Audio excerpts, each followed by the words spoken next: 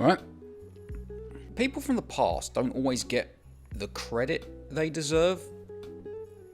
Well, maybe it's more accurate to say that people from the past have their intelligence and capabilities often underestimated. Yes, if you went back to ancient Rome with an e-scooter, a big tasty with bacon, and like Dwayne "The Rock" Johnson, their minds would probably melt. But in their day, the Romans did achieve some impressive things, which is a groundbreaking thing to say, I know. I went to Rome last year, and just seeing the Colosseum and learning that it had a retractable roof kind of reshaped my entire brain. I mean, what's your excuse for playing in a shed Bournemouth? Humans made it 2,000 years ago, with less slaves than you might think, but still some slaves. In the year 80, people figured out how to make an 80,000 capacity stadium. It's because of things like the Colosseum, like the pyramids, like the Great Wall of China, like Stonehenge. Because they're so impressive, some people will try to take the achievements away from those who actually created them. Aliens, Atlanteans, time travelers, people will go to absolutely insane lengths before admitting that people from the past actually knew what they were doing. That being said, Neuromancer by William Gibson came out in 1984, and I have no idea how. There is so much cyberpunk stuff in here that I cannot believe people understood or accepted back in the early 80s. Each one could have been a book in their own right, but they're all sort of crammed in here and layered on top of each other like cyberpunk lasagna. So in this video, we're going to be dissecting that lasagna. Before that though, quick thoughts on the book. I wanted to like this book. I know that's not very objective or professional, but I went in wanting to like it. Cyberpunk is a real cool genre, and I am a real cool guy, so I wanted to resonate with it.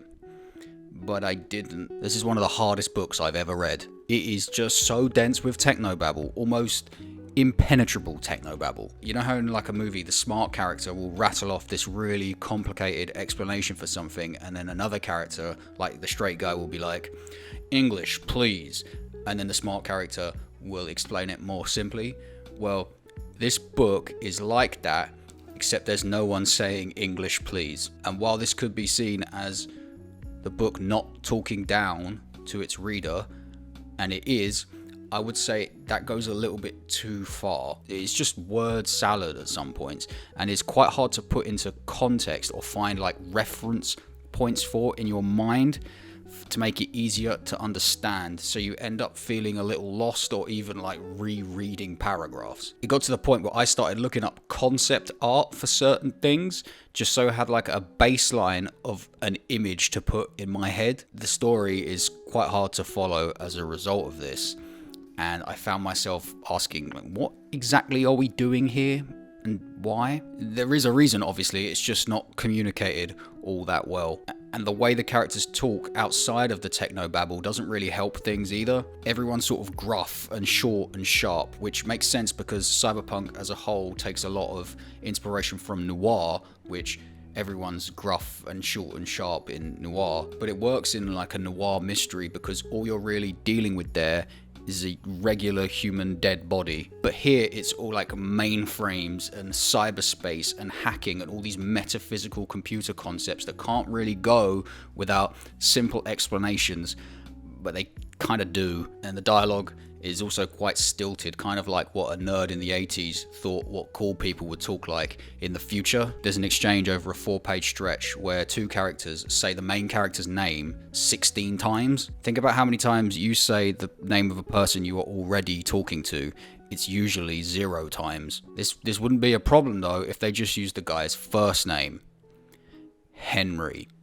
I should say it's not all bad by a long shot. On top of the automatic points you get for naming your main character Henry, some of the descriptions of places and locations are pretty awesome and hit so many cyberpunk notes that it makes you forget that these aren't just tropes being reiterated. These are sort of tropes being created before your eyes. All of the characters are unique and interesting and each have like a unique cyberpunky futury ability or skill, which we will be going into later. And the world building is on point too. It's just our world in the future, but it's expanded way beyond that.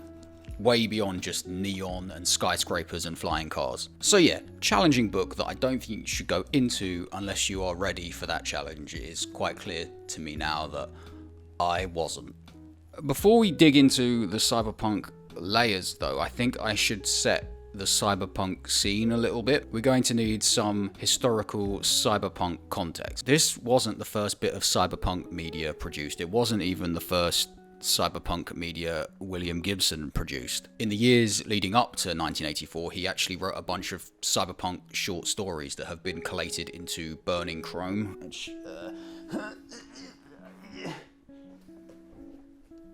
Burning Chrome, including Johnny Mnemonic, which is sort of like a side prequel to Neuromancer. And as far as other cyberpunk out there in the early 80s, Samuel R. Delaney had been knocking about for like 15 years doing bits. Harlan Ellison is someone you might have heard of. And Philip K. Dick had been out there doing as much amphetamine as he could until that caught up with him, with an adaptation of one of his most famous books, Do Androids Dream of Electric Sheep, coming out 2 years before this book. And general science fiction was well established in the mainstream by 1984. I mean, the whole original Star Wars trilogy was out by then. So what I'm saying is, theoretically, enough groundwork had been laid for Neuromancer to not be a complete mind melter when it came out in the early 80s. But I don't think that's enough, because it's still a mind melter. And I'm saying that as a person who has experienced all the cyberpunk that has come out since. Blade Runner 2049, The Matrix, Ghost in the Shell, Cyberpunk 2077, and Edge Runners, Deus Ex, Altered Carbon, are all things I have ingested, for better or for worse. So I consider myself relatively well versed in cyberpunk as a whole, but as I said in the review section, I struggled with some of the ideas and concepts here. This could just be down to me being an idiot, or, as I also said in the review section, these ideas and concepts not being communicated all that well, or some combination of both. Either way, it should be an indicator of just how dense this book is with cyberpunk stuff. If it came out today, it would be hard for audiences to swallow. So the fact that it came out 41 years ago, even with the cyberpunk scene budding around it, is really hard to believe. So let's finally have a look at a selection of these cyberpunk themes and ideas and concepts that I've been talking about. The point of me doing this, and what sort of needs to be kept in mind as I'm going through these points, is that all these things are in the same book, and that at the time the book came out, each could have been the entire premise for a story on their own. I'd also quite like to highlight just how quickly Neuromancer throws these things at you. The cyberpunk ideas and concepts that we'll be going through now are all introed within the first 24 pages. Cybernetic body enhancements, cyberspace, micro-neurosurgery, holographic video games, supercorporations, a guy being 135 years old, and a weapon called a Cobra. And remember, while these will probably sound pretty standard now, they were a lot less so back in 1984. But that did not stop William Gibson from machine gunning them at your face. Bionic limbs, an arm in this case, are the crux of many stories. Forrest Gump, for example. But here it's just casually dropped at the beginning, and for someone who's only really ever seen blocky wooden prosthetics, a sleek pink plastic arm would probably make you double take. The cyberspace here is a very odd thing, and the hardest, at least in my opinion, to get your head around. It's accessed by a Hosaka deck, which is a confusing bit of kit in its own right, and it seems to be this sort of metaphysical plane of reality, kind of like a visualization of the internet, used to access different networks and systems. What's difficult to visualize about it though is how Henry Case, the main character and cyberspace cowboy, is seeing all these things. Screens are mentioned a few times, but an official cover, not the one I have but another one, shows Case with like a headset on. Objects and constructs seem to float before his eyes, and it's hard to tell if he's got a keyboard or if he's sort of Minority Report style waving his hands around to interact with everything. The way he navigates cyberspace is a bit confusing. Is he like flying through this plane, or is he just looking at a bunch of windows? It's not very clear. When he speaks in cyberspace, is he speaking out loud too?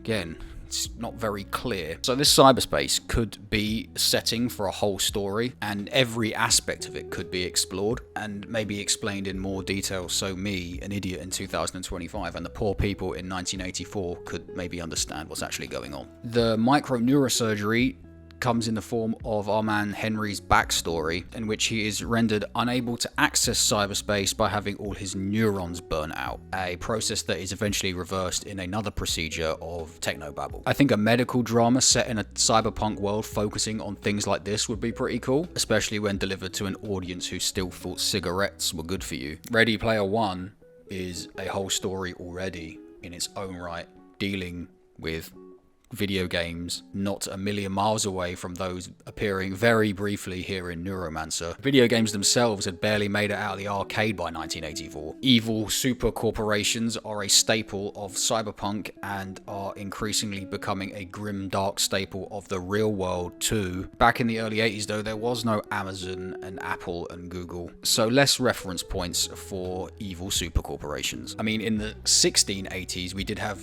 the Dutch East India Company, which puts to shame any even fictional super corporations, but that's long gone now. The Corpo storyline in Cyberpunk 2077 could have been an entire narrative set around a super corporation. Instead, it was like a half-an-hour prologue that led to the same game as the rest of the backstories. No, I haven't played Phantom Liberty, so if they actually made those backstories mean anything, I am in the dark. Life expectancy in 1984 was 64, so a guy being 135, like we get on page 14, might have been a bit hard to swallow, while Altered Carbon is a story in its own right dealing with people with extended lives in a cyberpunk future. Now, I'm going to read you the word-for-word description of this Cobra weapon, and I want you to see if you can figure out what it even is. She held the thing up for him to examine, a dull steel tube with a leather thong at one end and a small bronze pyramid at the other. She gripped the tube with one hand and the pyramid between her other thumb and forefinger and pulled. 3 oiled telescopic segments of tightly wound coil spring slid out and locked. I've drawn a picture here of what I think this looks like, but I don't know what it's supposed to do or be. So those are just a few of the aspects of this cyberpunk world, all introed, remember, in the first 24 pages. But as I mentioned earlier, there's also a cast of main characters other than Henry Case, who each have something unique and cyberpunky about them. Molly Millions is a lady with retractable razor blades beneath her fingernails, sunglass lenses implanted over her eyes, an implant in her brain that allows Case to see through her eyes, and augmented muscles, I think. Armitage is initially an elusive man-style big boss character that employs Case to do a job, but turns out to be the body of an old, completely insane soldier that has had like a default personality implanted on top of his own and repressing it. Pete Rivera has basically got genjutsu powers from Naruto, being able to create illusions of anything out of thin air. The Finn